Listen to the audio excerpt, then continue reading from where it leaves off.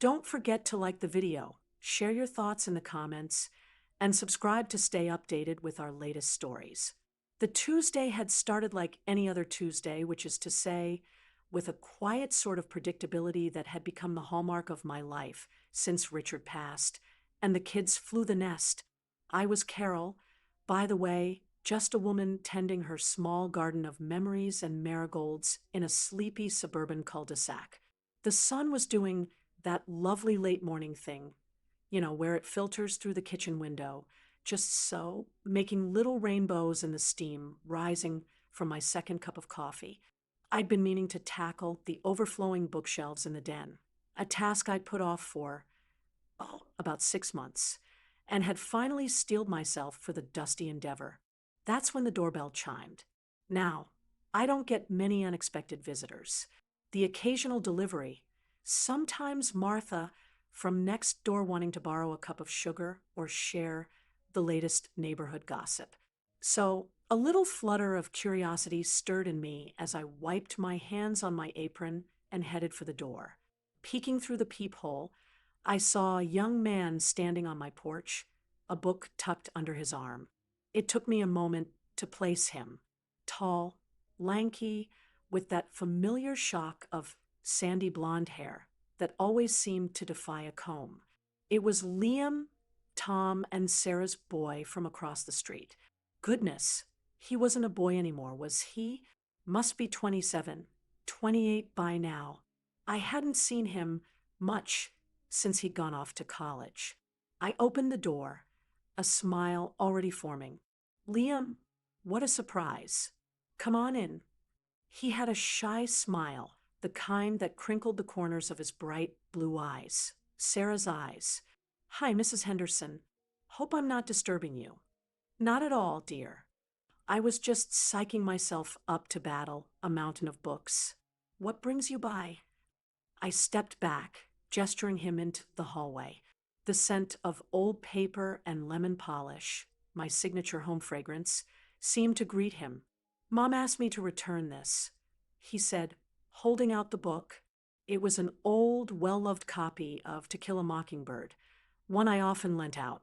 She finished it last week and, well, Mom, she gets sidetracked. I chuckled. Sarah was a wonderful woman, but focus wasn't always her strong suit. That she does.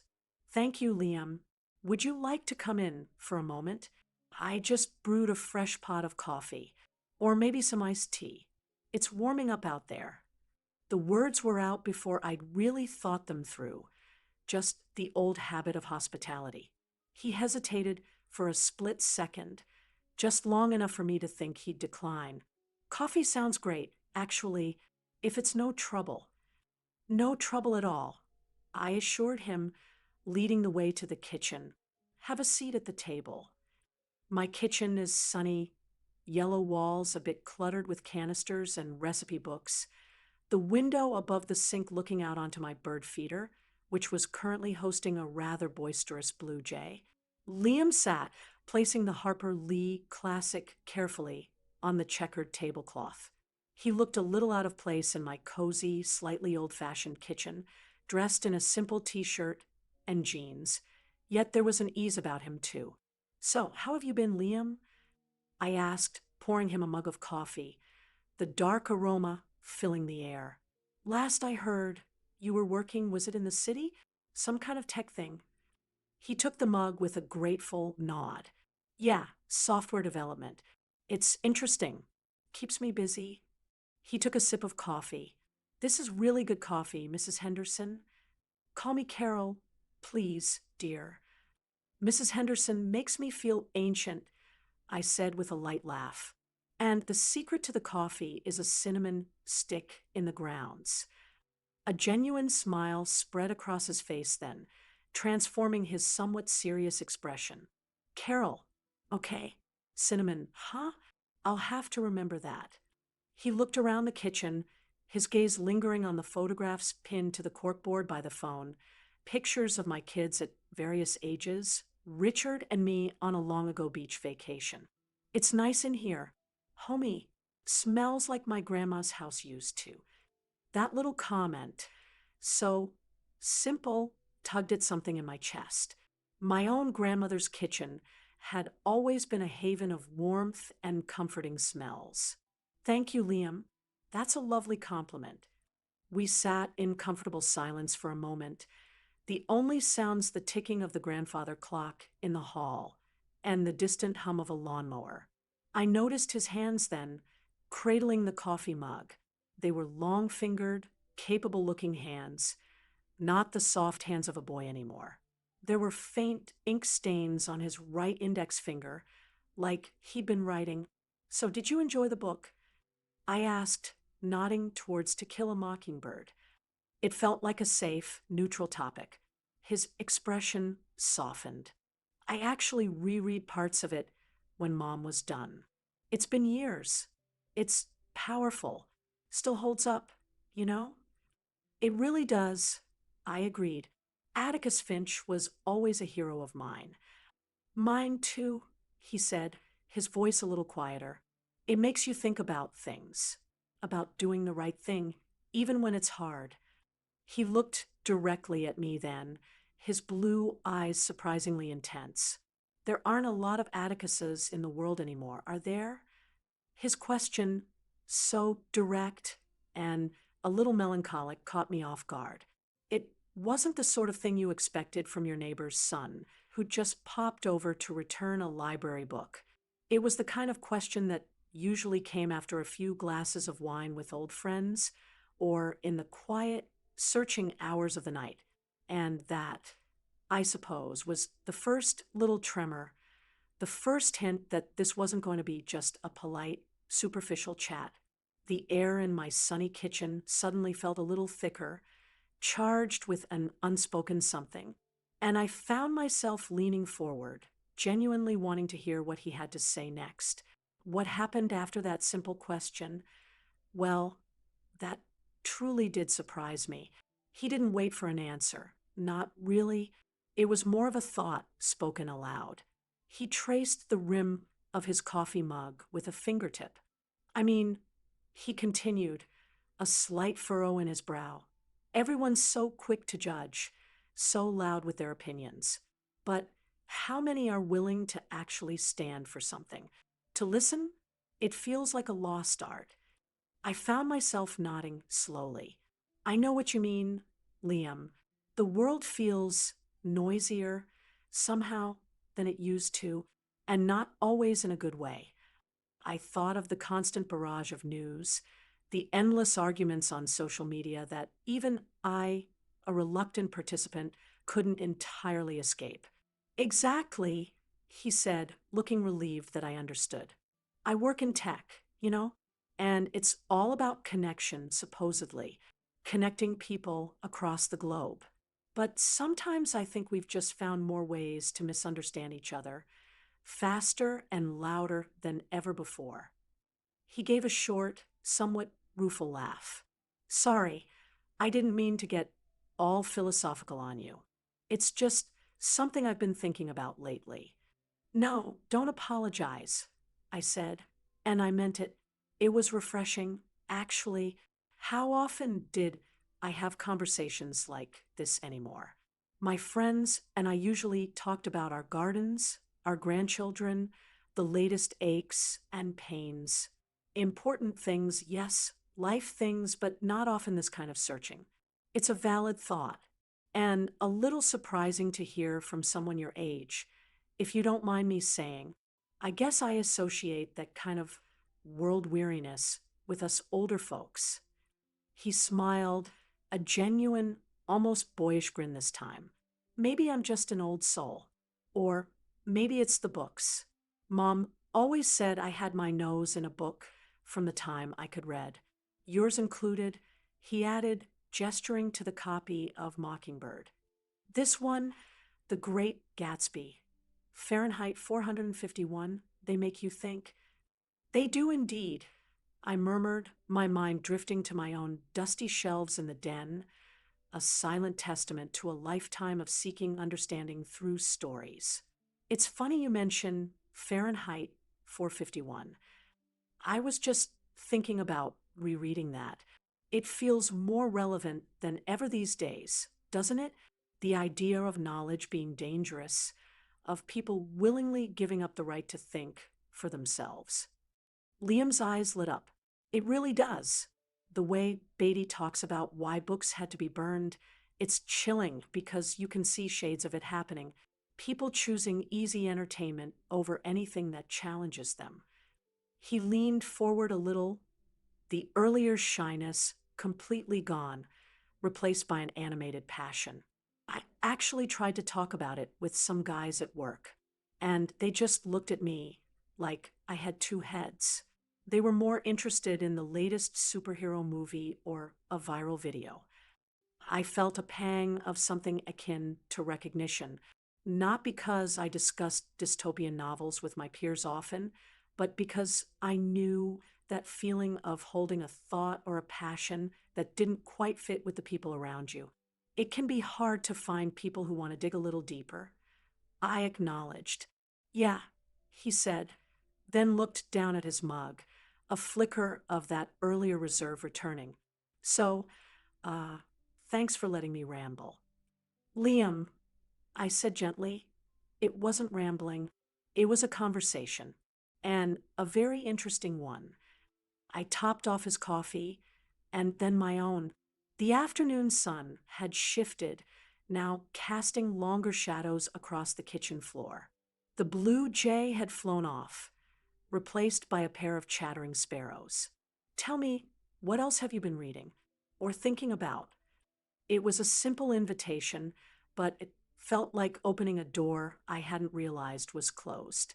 He hesitated for only a moment before a small smile touched his lips. Well, since you asked. And just like that, the conversation flowed again, easier this time. We talked about books, yes, but it wasn't just about plots and characters. It was about the ideas they sparked, the way they made us feel, the questions they left us with.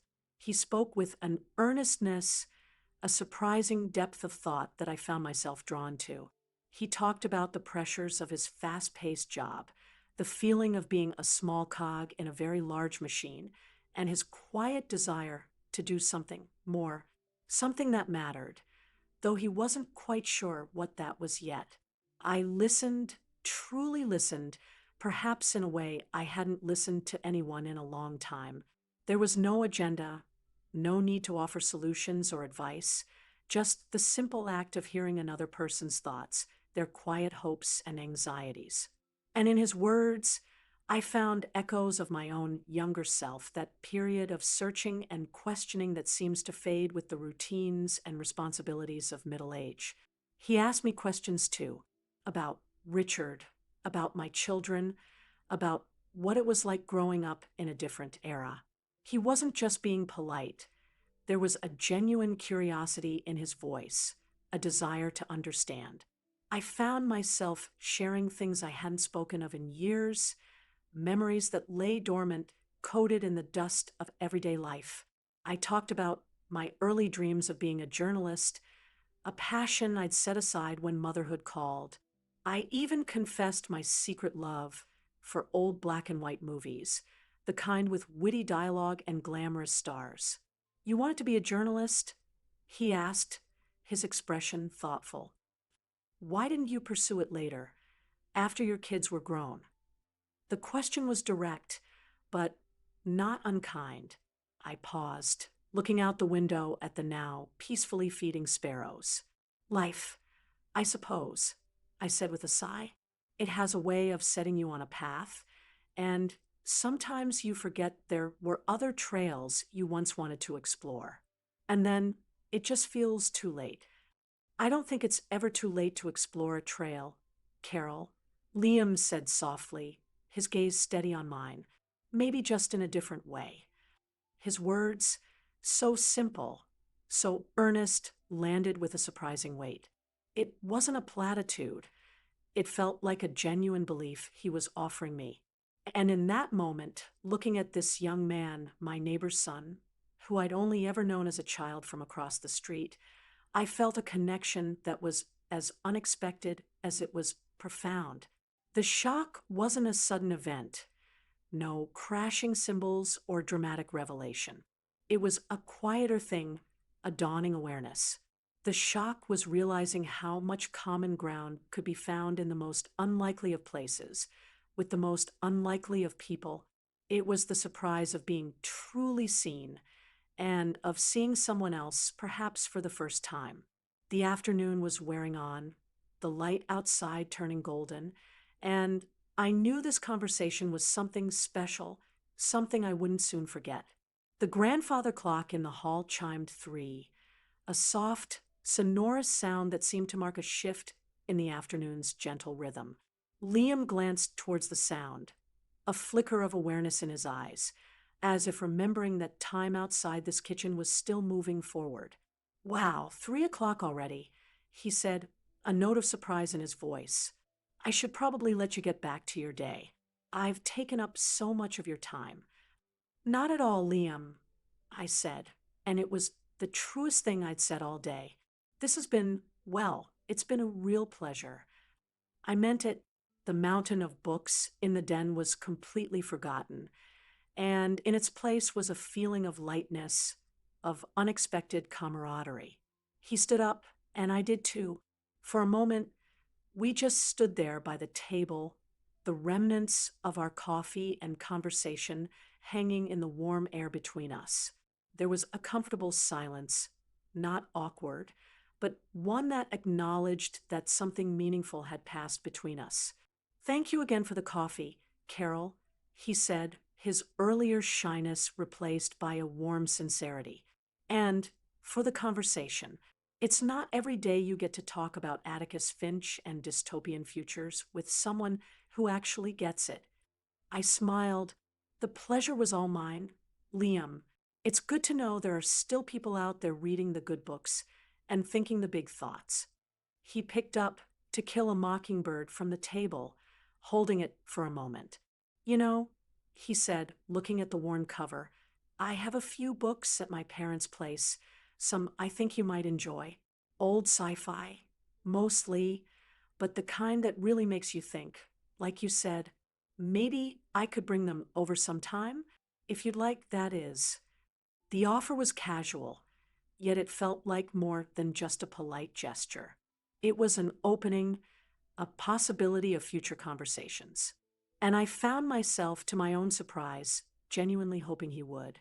I'd like that very much, Liam. I said, I'm always looking for new old books, if that makes any sense. He grinned. Makes perfect sense to me. He headed towards the hallway, and I walked with him. At the front door, he paused, turning to face me. The afternoon light from the sidelight windows illuminated his face, highlighting the earnestness in his blue eyes. Seriously, Carol, he said, his voice a little lower, more earnest. Thanks. I've been feeling a bit adrift lately. My job is fine, pays the bills, but sometimes I wonder what the point of it all is, you know? Talking with you today, it helped. It made me feel a bit more grounded. His admission, so open and vulnerable, touched me deeply. Here was this young man on the cusp of his life, grappling with the same existential questions that people of all ages face. And he was sharing that with me, a woman practically a stranger to him an hour before. It was a gift, that kind of trust. Liam, I said, my voice equally soft. We all feel adrift sometimes. No matter how old we are, the important thing is to keep seeking those moments of connection, those conversations that make us feel grounded. They're out there, sometimes in the most unexpected places. I smiled, thinking of how this ordinary Tuesday had become anything but. He met my gaze, a look of profound understanding passing between us. It wasn't a romantic connection, not in any conventional sense. It was something else, something perhaps rarer, and, in its own way, more precious. It was a meeting of minds, a recognition of shared humanity, a moment of genuine empathy that transcended age and circumstance. This was the real shock, the beautiful, quiet surprise of it all. The world suddenly felt a little less noisy, a little more hopeful. "I'll see you around, Carol," he said, opening the door. "You too, Liam. And tell your mom I said hello." He nodded, gave a small wave, and then he was gone, walking down the porch steps and across the street. I watched him for a moment, a tall, thoughtful figure disappearing into the familiar landscape of our neighborhood, a landscape that somehow looked a little different now, imbued with a new layer of meaning. I closed the door slowly, leaning against it for a moment. The kitchen was quiet again, save for the hum of the refrigerator and the distant sounds of the neighborhood. The scent of coffee still lingered, but now it was mingled with the fainter, more intangible aroma of shared thoughts and unexpected kinship. I walked back into the kitchen, my gaze falling on the two empty coffee mugs still on the table, such ordinary objects, yet they felt like artifacts from a significant encounter. I hadn't battled the mountain of books in the den. I hadn't done any of the chores I'd planned. Instead, I had stumbled into something far more enriching. I had connected with another human being on a level I hadn't anticipated, and it had stirred something within me, something that had been dormant for too long. It was a feeling of aliveness, of curiosity, of a renewed sense of wonder about the world and the people in it. My neighbor's son had come by to return a book, and in doing so, he had returned a piece of myself to me. I walked over to the window above the sink, looking out at my small garden. The marigolds were blazing orange in the late afternoon sun. Richard had always loved marigolds. He'd said they were like little suns, even on cloudy days. For a long time after he passed, looking at them had brought a pang of sadness. But today, they just looked bright, cheerful, full of life. Liam's words about it never being too late to explore a trail, even in a different way, echoed in my mind. My old dream of being a journalist, it wasn't about bylines in a big newspaper anymore. Maybe it was about something simpler. Maybe it was about capturing stories, even small ones. Maybe it was about paying attention, truly paying attention to the world around me, to the quiet dramas and unexpected connections that unfolded every day, even in a sleepy suburban cul-de-sac. I thought about the conversation, the ease with which we'd moved from polite C_H_T to deeper reflections. There had been no pretense, no awkwardness, just a natural unfolding. It was a reminder that genuine connection doesn't require grand gestures or dramatic events. Sometimes it's as simple as two people sharing a cup of coffee and a willingness to listen, truly listen. The initial shock I'd mentally noted wasn't about scandal or drama, but the profound realization of how easily we can misjudge or overlook the people around us, even those we see every day. Liam wasn't just Tom and Sarah's boy anymore. He was a thoughtful, searching individual with a rich inner life, someone capable of deep conversation and surprising insights. And perhaps in his eyes, I wasn't just Mrs. Henderson, the quiet widow from across the street. Perhaps he saw something more too. That evening, instead of turning on the television out of habit, I found myself pulling out an old, empty notebook and a pen. The ink flowed surprisingly easily. I didn't write about grand philosophies or try to solve the world's problems. I just wrote about the afternoon, about the sunlight in the kitchen, the smell of coffee and cinnamon, the earnest look in a young man's eyes as he talked about books and dreams and the search for meaning. I described the way the conversation had meandered like a gentle stream, touching on unexpected shores. It felt good to write, to put those thoughts and feelings into words. It was like exploring one of those forgotten trails Liam had mentioned. Not a path back to an old dream, perhaps, but a new path, one that felt uniquely my own. I realized that the personal discovery wasn't just about seeing Liam differently. It was about seeing myself differently, too. I wasn't just a collection of past roles: wife, mother, widow. I was still Carol, a person capable of new connections, new thoughts, new growth.